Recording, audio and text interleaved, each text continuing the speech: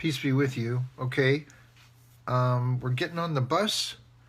Me and, pardon the grammar, me and a whole bunch of young Missouri boys, draft age, farm boys, kids that maybe got through high school and didn't go to college. They were just working their farm with their family or something. And there we were on the Greyhound bus, getting on the bus. I had just heard Stephen Gaskin speak. I was in my senior year of college. I dropped out of college because I was going to go do something else. And a week later, I got my draft card, and we're on the bus going to get our pre-induction physical. We all got on the bus. The fear was palpable, even though there were a lot of nervous laughs and trash talk by the young guys. They were all afraid, trying not to show it, for that would not be manly by their macho man social conditioning standards, which, by the way, cause more heart disease among men than women, to shove emotional feelings deep inside instead of let them come out like women are allowed to do in society. That's another story. Just as an aside, there's a man named James Green that wrote a book called The Male Herbal, and there's a chapter in there that say men die more of heart attacks than women do because they're told at an early age to men don't cry, men don't, do any of that. So men just like John Wayne and all that stuff. And that's why men have more heart problems. Okay. They were all from poor homes, these kids, these rural farm kids on their way to the slaughter. I felt so much on that bus ride, so much compassion for them all, yet no fear for myself. It was not the mushrooms or the weed. It was what those medicines were showing me inside of my heart and soul. And Allah said to me, although I did not call him Allah back then, just God, and maybe I had a chat with Jesus once in a while, peace be upon him, but God said to me inside of myself, don't be afraid, I'm with you. When we got to St. Louis, still before dawn, we were led to a large room in the Federal Building in St. Louis with high ceilings, not quite bright enough fluorescent lights, pale green walls and floor, and school desks and chairs neatly lined up row after row. Must have been hundreds of them. We all took seats at desks as the room filled up with other busloads of Missouri's young men who came from farms and from financially lower class society. There weren't any senators' sons there. Didn't see any senator's sons there.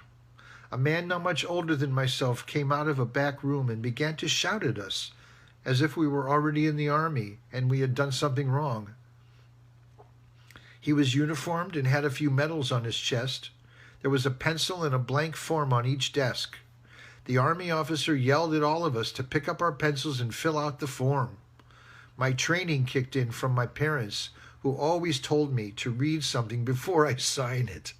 So I read it, and I did not go further than the very top line of the form, which read in bold type, application for registration into U.S. military service. Remember, I was, as they say, tripping.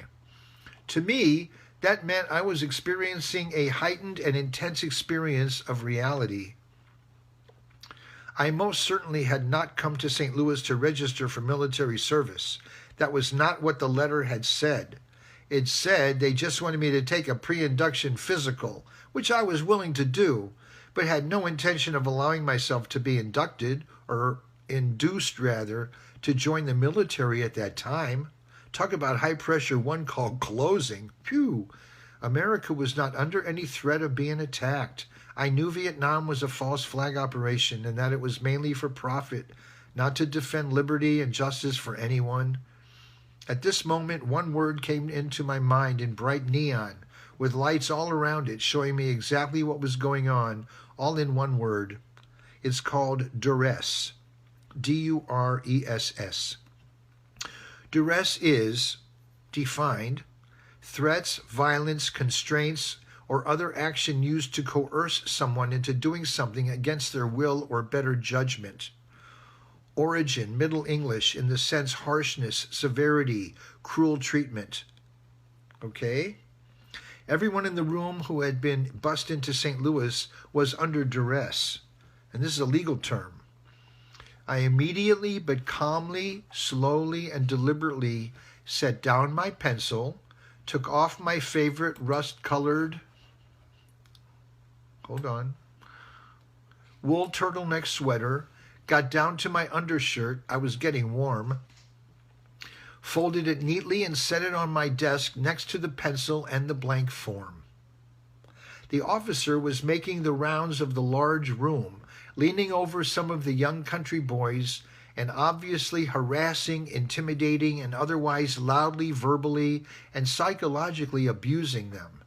I was just sitting peacefully practicing no mind, and he noticed me and came my way like a bull who had just seen the brightest red thing it had ever seen. Maybe it was my sweater, I don't know. He forced his face right up to within inches of mine.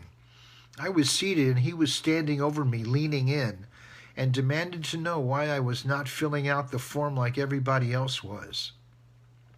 An appeal to peer pressure that was the lamest and weakest appeal to peer pressure I have ever experienced. I calmly explained to him that I had not come to St. Louis to apply for military service. That was not what the letter said. I had it with me neatly folded in my pocket, unfolded it, and showed him. Then his face changed colors from greenish to purplish, and then into a mottled mixture of both. I thought his head might explode for a moment, then realized it would not. It just looked that way because I saw more than this physical. In my altered state of awareness, I was seeing all of him, his energy. He walked away from me in a huff. May Allah guide him. Then we were all told to stand up and take our applications and go into another room with lockers. We were told to strip down to our underwear. At that time, I did not wear underwear. I was clean and had taken a shower, but was not wearing underwear. Not just for that occasion, but I just didn't wear it at that time in my life. It felt constraining. I never found that any were comfortable. So there I was, naked and hairless, in line with a bunch of guys in their underwear, waiting for the next step in the process. I was approached once again by another officer who asked me why I was naked, and I told him. We all went through some basic exams, and then I was taken aside and told to wait in an office.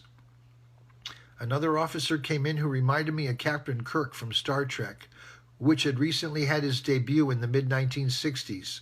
This officer was calm and cool. I was dressed by then, and he had me sit in a corner of his office while he took care of some other matters.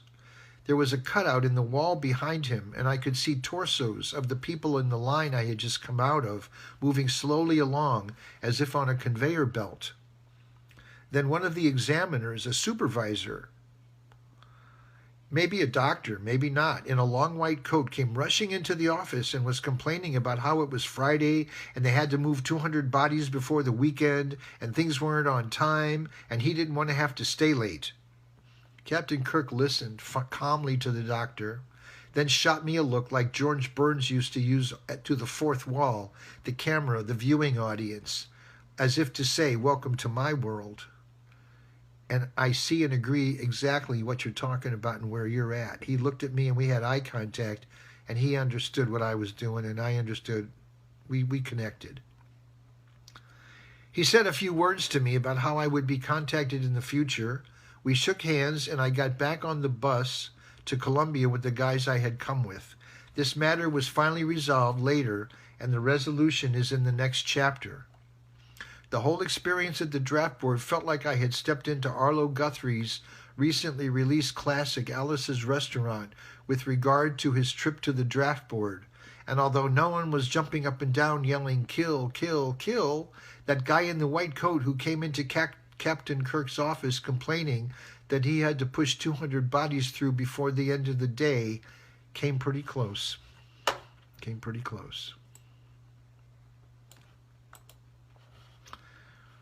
Okay. Chapter 8, The Tailwind from the Creator of the Universe. Then I did some hitchhiking around the country, went and visited some old friends, took a break, got off the college conveyor belt that was leading me to a place I did not want to go. But I did not know that until the conveyor belt was almost at its destination. Graduation. This broke my parents' hearts. I will go into that later, and